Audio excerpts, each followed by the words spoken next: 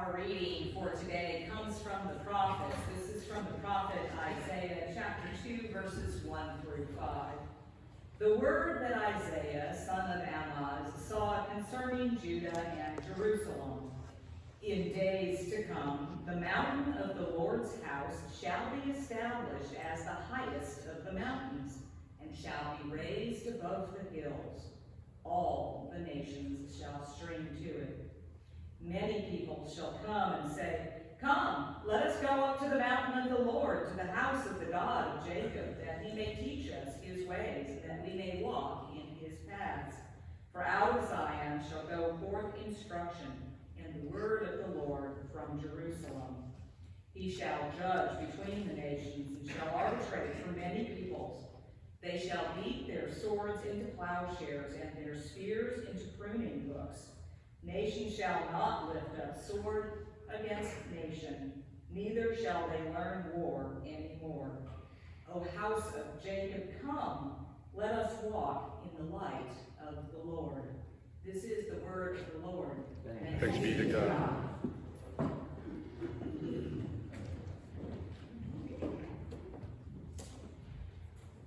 Advent is a season of waiting. Season of looking forward to things. Children counting down the days until they can open their Christmas presents, families planning the days when they will gather together again, congregations who are preparing to start a new chapter in the life of the church by searching for a pastor. Advent is a time of longing and of hoping and of anticipation for something that's better, presents that will make you happy, a time of being together that will reassure you of the meaning of family and that it's okay and that there are people that are there for you. Time of transition when we give ourselves permission to look back and honor and cherish the past, but also to look forward to a better future. Now, the ancient Israelites, these people that we read about this morning, that prophet Isaiah spoke to all those centuries ago, and we blow off the dust of our Bibles once again, they lived in a very long season of waiting, a very long time of looking forward to things that were going to be better. They were waiting and looking forward to the coming of the Savior, of the Messiah, for literally centuries, and even more than that, way back to when God evicted Adam and Eve from the garden, and yet even as he handed them their walking papers, reminding them that a time would come, a better time again, when the seed of the woman would prevail over the seed of the serpent. And so these were not people who were like children waiting for Christmas. There was no Christmas in their day. And the idea that God would come as a helpless human infant, a baby in a manger, was just not even comprehensible, not something that was anywhere near on their radar that day. The fact that they were waiting was that they were waiting for something that was far more revolutionary. They wanted an earthly hero, someone who would by might and force overcome their oppressors. And they weren't like families who looked forward to today of being together and eating football and eating food and playing football. I guess you can eat football too. And football, by the way, is a religion for some people. It's a sacred type of thing. But the Hail Mary pass means something very different in God's playbook. They weren't children waiting for Christmas. They weren't family looking forward to eating food and playing football. And they weren't like a congregation that was preparing for the arrival of the next installed pastor. They were waiting on the coming of Christ at Christmas and didn't even know that they were looking forward to that. Something more than rebooting the church, something more even than a new chapter in the life of the church. They were waiting for the rebooting of history altogether. And so to those ancient Israelites, those people so long ago, who weren't that different really from us here today, and to those people who lived in a world that wasn't really that different than our world today, a world of violence, a world marked by injustice and warfare and suffering and oppression, supported and propped up on systems of persecution and greed and hypocrisy. God gave a glimpse of something through the prophet Isaiah, something that was new, something that was better, something that was full of promise and hope, a hope that shines in the darkness. Verse 1, the word that Isaiah, son of Amoz, saw concerning Judah and Jerusalem. Now we might expect that a word that we receive is something that we would hear, right? A verbal revelation, a word that is heard and told. The text for today, though, talks about a word that is something that we see and behold. And what Isaiah saw in his day was very bleak indeed, as he looked around and saw the world as it was. The context for this passage, if we go back just a chapter, we go back to chapter 1 of Isaiah, is marked by wickedness. The wickedness of God's people, the wickedness of the cities in which they lived in their day, marked by murder and rebellion and injustice and corruption, is the kind of things you go back and read it and you start to kind of blur the lines a little bit, could be pulled from the headlines of our day as well. The time when people had forsaken God. And at the end of it, God says, well, I've had enough of you. I've had enough of you. And here it comes from the prophet Isaiah. Verse 2, in days to come, the mountain of the Lord's house shall be established as the highest of the mountains and shall be raised above the hills. All the nations shall stream to it. You're thinking, well, that's not so bad for people who are oppressed and living under the thumb of other nations. The fact that their God might be lifted up is kind of a nice and welcome thought as they listen to Isaiah. But this was actually a very radical thing for Isaiah to say, and as it sunk in the people, just like people today, thinking, well, there's more to this than maybe we thought. Very radical initially, just to think about that it wasn't just a word for the Israelites, for God's chosen people. All nations streaming to this mountain. God's righteousness being extended beyond just his chosen people, but to all nations. That almost sounds kind of woke.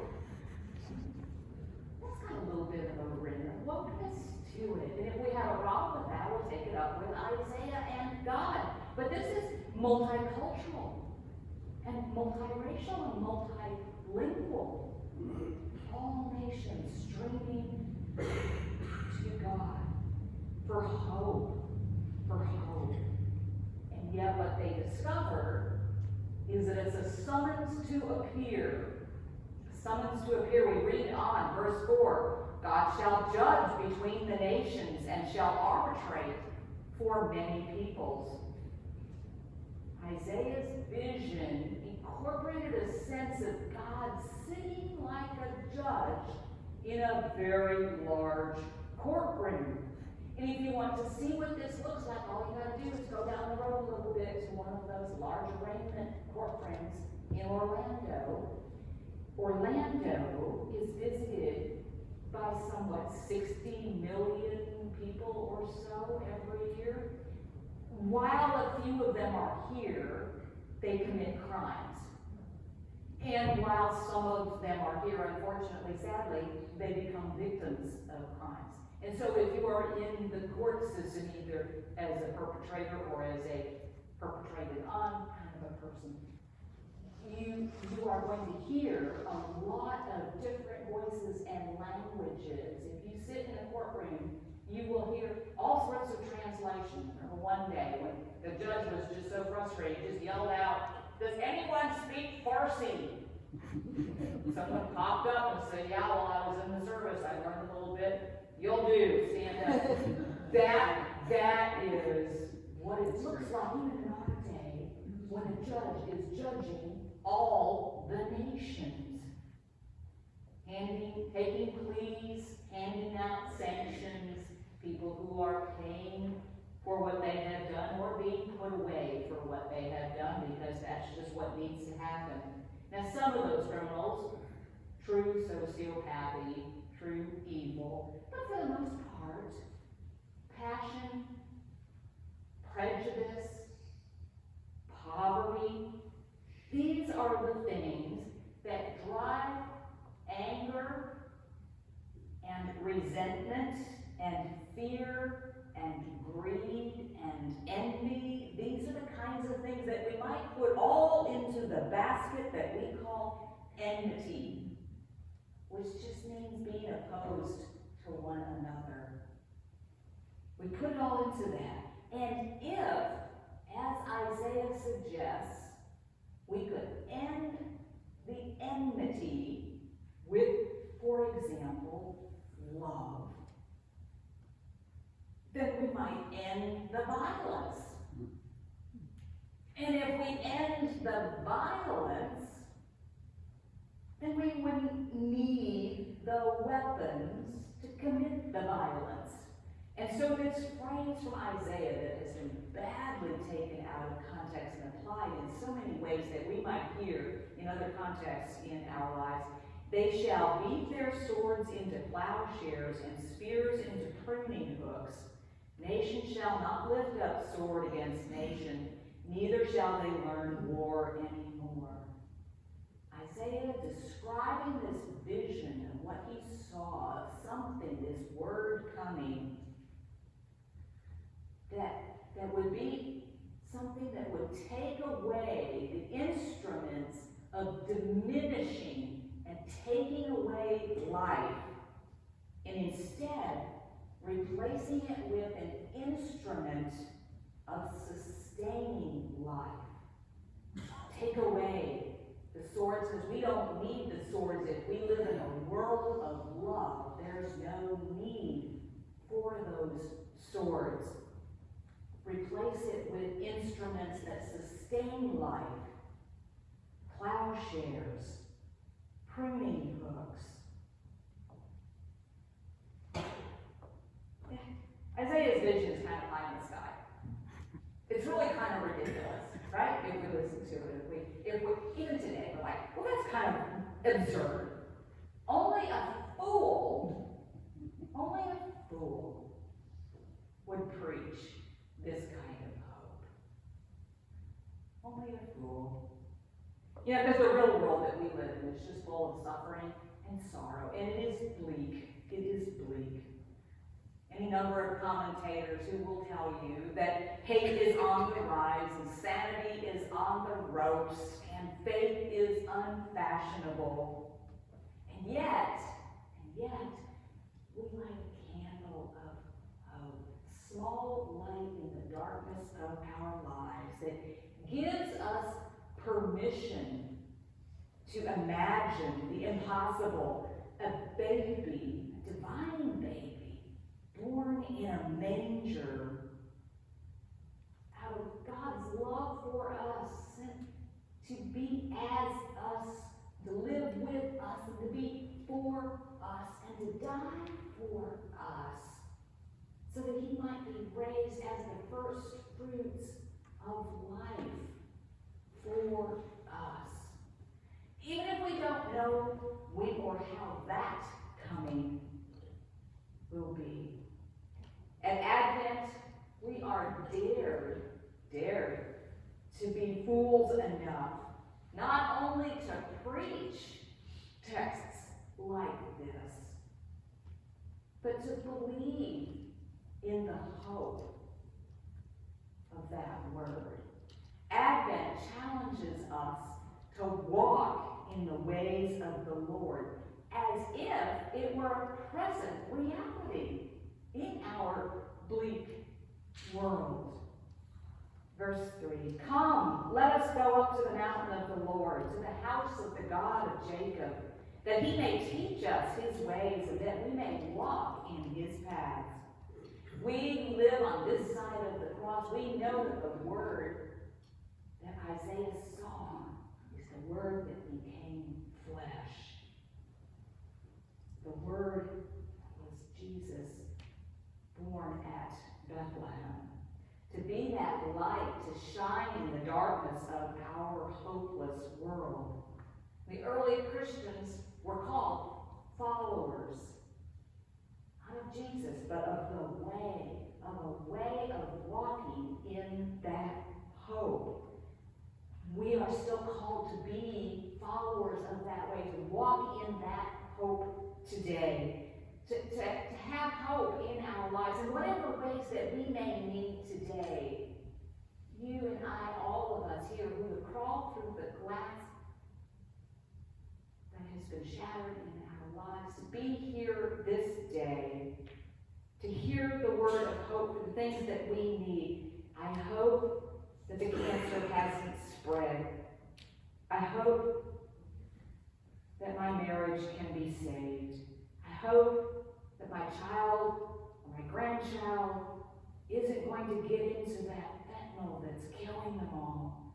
I hope that the resources that I have are going to be enough, that I'm not going to outlive them. I hope